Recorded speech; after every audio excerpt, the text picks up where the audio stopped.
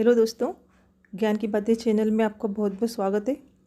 दोस्तों, अपने चैनल के माध्यम से मैं आपको हर क्षेत्र से जुड़ी जानकारी अपने अगले वीडियो में भी देती रहूँगी, इसलिए प्लीज़ मेरे चैनल को लाइक और सब्सक्राइब ज़रूर करें।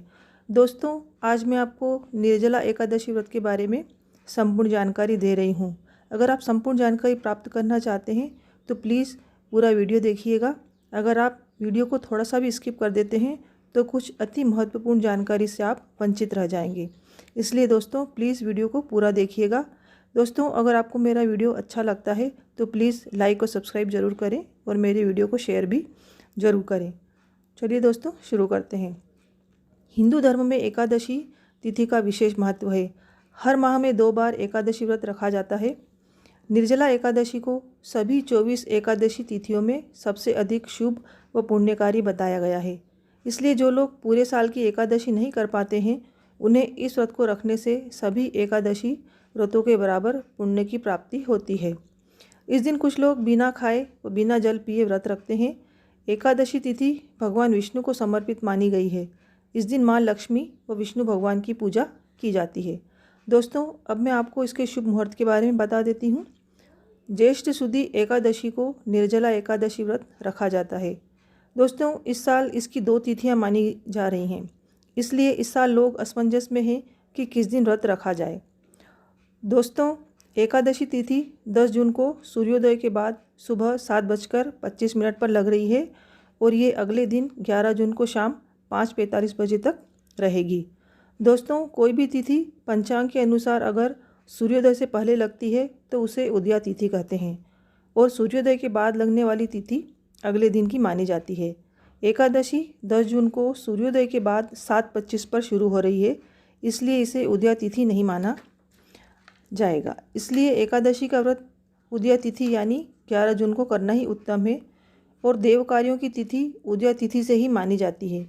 इसलिए अगर आप भी इस सोच में हैं कि व्रत कब रखें तो आपके लिए 11 जून को ही व्रत रखना उत्तम होगा। अब मैं आपको इसका महत्व बता देती हूँ। दोस्तों, धार्मिक मान्यताओं के अनुसार निर्जला एकादशी का व्रत रखने से सभी पापों से मुक्ति मिलती है और व्रत रखने वाले व्यक्ति की मनोकामनाएं भी पूरी हो जाती है। इस व्रत को रखने से मृत्यु के पश्चात मोक्ष की प्राप्ति होती है, ऐसी धार्मिक मान्यता है। दोस्तों, अब मैं आपको इसकी पूजा सामग्री के बारे में बता देती हूँ। भगवान विष्णु की मूर्ति या चित्र, पीले फूल, नारियल, सुपारी, फल, लौंग, धूप, दीप, घी, पंचामृत, अक्षत, तुलसी दल, चंदन व मिठाई। अब निर्जला एकादशी की पूजा विधि क्या है, इसकी जानकारी मैं आपको दे देती हूँ। दोस्तों, सुबह जल्दी उठकर स्नान करके व्रत का संकल्प लें। पीले वस्त्र धारण करें। घर के पूजा स्थान में भगवान विष्णु का चित्र या मूर्ति स्थापित करें। दीपक जलाएं। भगवान विष्णु का गंगा जल से अभिषेक करके पूजा स्थान पर रख दें। अब भगवान को जो भी पूजा सामग्री आपने एकत्रित की है वे सभी एक एक करके समर्पित करें। भगवान को भोग लगाएं। भोग में पंचामृत, पीले फूल, नारियल और मिठाई, तुलसी दल सहित भगवान को समर्पित करें, क्योंकि तुलसी दल के बिना भगवान विष्णु भोग को ग्रहण नहीं करते हैं। इस दिन विष्णु जी के साथ माँ लक्ष्मी की भी पूजा करें, लेकिन उन्हें तुलसी दल अर्पित नहीं करें, क्योंकि माँ लक्ष्मी को तुलसी दल समर्पित नहीं किया जाता है। इस दिन जितना हो सके ओम नमो भगवते वासुदेवाय इस मंत्र का जप करें। रात्रि में भजन कीर्तन करते हुए रात्रि जागरण करें। अगले दिन यथाशक्ति दान देकर व्रत का पारायण करें। ऐसा करने से आपके सभी पापों का नाश होता है और मोक्ष की प्राप्ति होती है। अब मैं निर्जला एकादशी या भीमसेनी एकादशी की कथा आपको सुना रही हूँ। कथा इस प्रकार है। एक समय की बात है, भीमसेन ने व्यास जी से कहा कि हे भगवान, युधिष्ठिर, अर्जुन, नकुल, सहदेव, कुंती तथा द्रौपदी सभी एकादशी के दिन उपवास करते हैं तथा मुझसे भी यह कार्य करने को कहते हैं, तो मैं कहता हूँ कि मैं भूख बर्दाश्त नहीं कर सकता। मैं दान देकर तथा वासुदेव भगवान की अर्चना करके उन्हें प्रसन्न कर लूँगा। बिना व्रत किए जिस तरह से हो सके मुझे एकादशी व्रत का फल बताइए। मैं बिना काया क्लेश के ही फल चाहता हूँ। इस पर वेदव्यास बोले, हे भीमसेन, यदि तुम्हें स्वर्गलोक प्रिय है तथा नरक से सुरक्षित रहना चाहते हो तो दोनों एकादशियों का व्रत रखना होगा। भीमसेन बोले, हे देव, एक समय के भोजन करने से तो मेरा काम न चल सकेगा। मेरे उदर में व्रक नामक अग्नि निरंतर प्रज्वलित रहती है।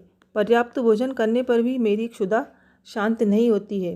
हे ऋषिवर, आप कृपा करके मुझे ऐसा व्रत बतलाइए कि जिसके करने मात्र से मेरा कल्याण हो सके। व्यास जी बोले, हे भद्र, ज्येष्ठ की एकादशी को निर्जल व्रत कीजिए। स्नान आचमन में जल ग्रहण कर सकते हैं। अन्न बिल्कुल न ग्रहण कीजिए। अन्नहार लेने से व्रत खंडित हो जाता है। तुम भी जीवन पर्यंत इस व्रत का पालन करो। इससे तुम्हारे पूर्वकृत एकादशियों के अन्न खाने का पाप समूल नष्ट हो जाएगा। इस दिन ओम नमो भगवते वासुदेवाय मंत्र का उच्चारण करना चाहिए एवं गोदान करना चाहिए।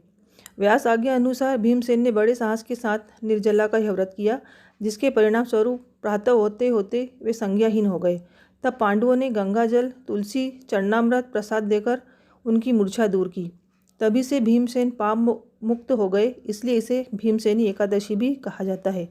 तो दोस्तों, अगर मेरे द्वारा दी गई जानकारी आपको पसंद आती है तो प्लीज़ मेरे चैनल को लाइक को सब्सक्राइब ज़रूर करें और मेरे वीडियो को शेयर भी ज़रूर करें।